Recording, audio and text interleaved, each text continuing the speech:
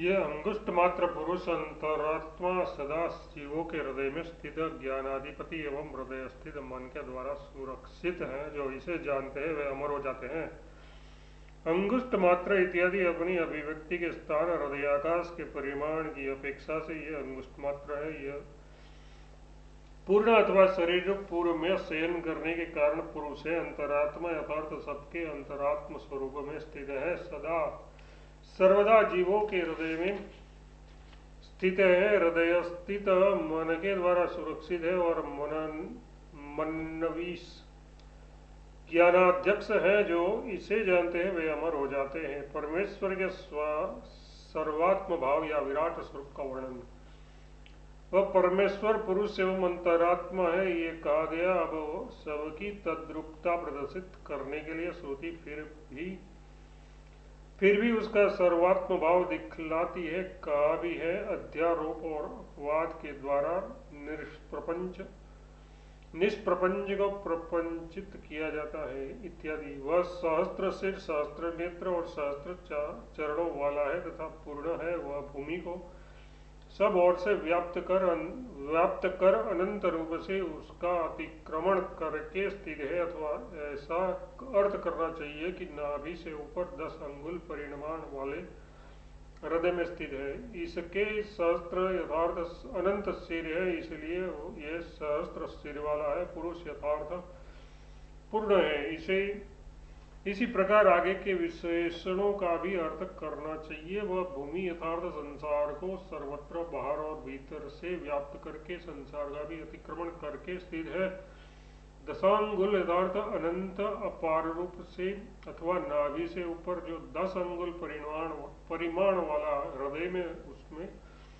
हृदय है उसमें स्थित है। किंतु सर्वात्मक होने पर तो ब्रह्म सप्रपंच मतलब सविशेष सिद्ध होगा, क्योंकि उससे अतिरिक्त प्रपंच की सत्ता ही नहीं है। इस पर श्रुति कहती है जो कुछ भूत और भविष्य है वह तो है, एवं जो अन्न के द्वारा वृद्धि को प्राप्त होता है वह सब पुरुष ही है तथा वही मुक्ति का भी प्रभु है। पुरुष वेदम इत्यादि ये जो अन्न से बढ़ता है तथा ये जो वर्तमान दिखाई देता है तथा जो कुछ भूत और भविष्य है वह सब पुरुष ही है। इसके सिवा यह अमृतत्व का ईशान है। यथार्थ अमृतत्व धर्मत्व यानी केवल पद का भी प्रभु है तथा जो अन्न से बढ़ता है जो विद्यमान है उसका ये स्वामी है। फिर भी उसको निर्देशित प्रतिपादन करने के लिए श्रुति दिखलाती है। उसके सब और हाथ और पैर है, सब और आंखें, सिर और मुख है तथा वह सर्वत्र कर्णों वाला है एवं लोक में सबको व्याप्त करके स्थित है। सर्वतः इत्यादि उसके सब और हाथ पांव है, इसलिए वह सर्वत्र पर पाणिपाद है तथा सब और आंख, सिर और मुख है, इसलिए सर्वत्र शिरोमुख है। उसके सब और श्रुति कर्ण है, इसलिए वह सर्वत्र श्रुतिमान है तथा वह लोक में यथार्थ प्राणी समूह में सबको आवृत्त व्याप्त करके स्थित है।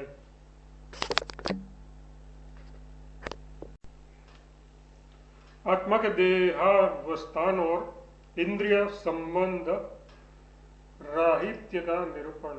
उपाधिभूत पाणिपाद के आरोपण से ऐसी आशंका न हो जाएगी ब्रह्म उसके युक्त है।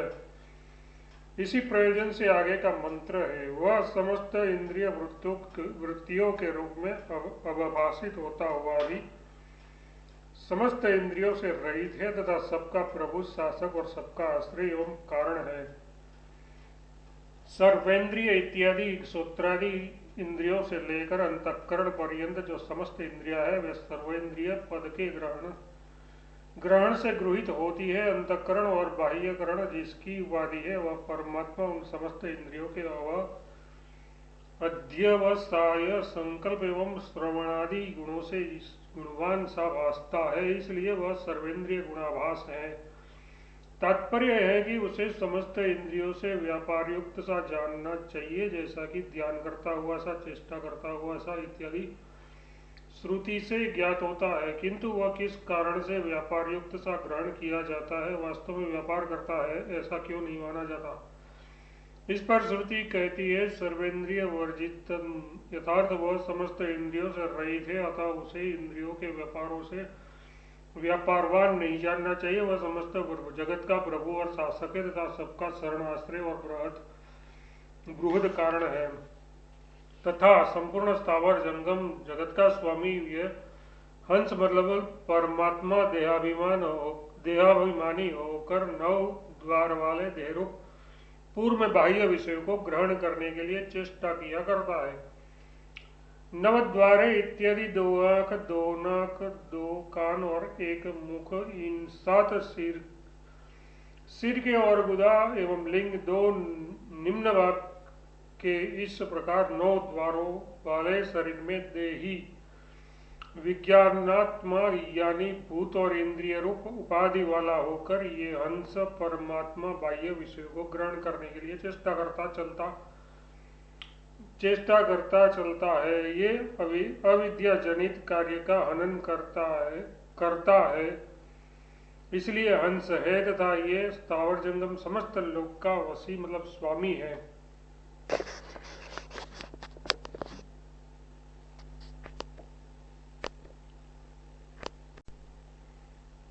ब्रह्म का निर्विशेष रूप इस प्रकार यहाँ तक ब्रह्म का सर्वात्म भाव से प्रतिपादन किया गया। अब अपने निर्विकार चिदानंद स्वरूप से तथा कभी उदित एवं अस्त न होने वाले ज्ञान स्वरूप से स्थित परमात्मा को प्रदर्शित करने के लिए श्रुति कहती है वह हाथ पैर से रहित होकर भी वेगवान और ग्रहण करने वाला है, नेत्रहीन होकर भी देखता है और कर्ण रहित होकर भी सुनता है। वह संपूर्ण वेद वर्ग को जानता है, किंतु उसे जानने वाला कोई नहीं है। उसे ऋषियों ने सबका आदि एवं पूर्व महान कहा है। अपाणी पाद इत्यादि उसके पाणी और पाद नहीं है, इसलिए यह अपाणी पाद है। पैर न होने पर भी वज्रवन दूरगामी और ग्रहिता, हाथ न होने पर भी सबको ग्रहण करने वाला है। यह नेत्रहीन होने पर भी सबको देखता है, कर्णहीन होने पर भी सुनता है और अमनस्क होकर भी सर्वज्ञ होने के कारण वेद वर्ग को जानता है, किंतु कोई उसे जानने वाला नहीं है, जैसा कि इससे भिन्न कोई दृष्टा नहीं है। इसे श्रुति से सिद्ध होता है उसे ऋषियों ने सबका कारण होने से अग्रण्य, प्रथम और पुरुष, पूर्ण एवं महान कहा है।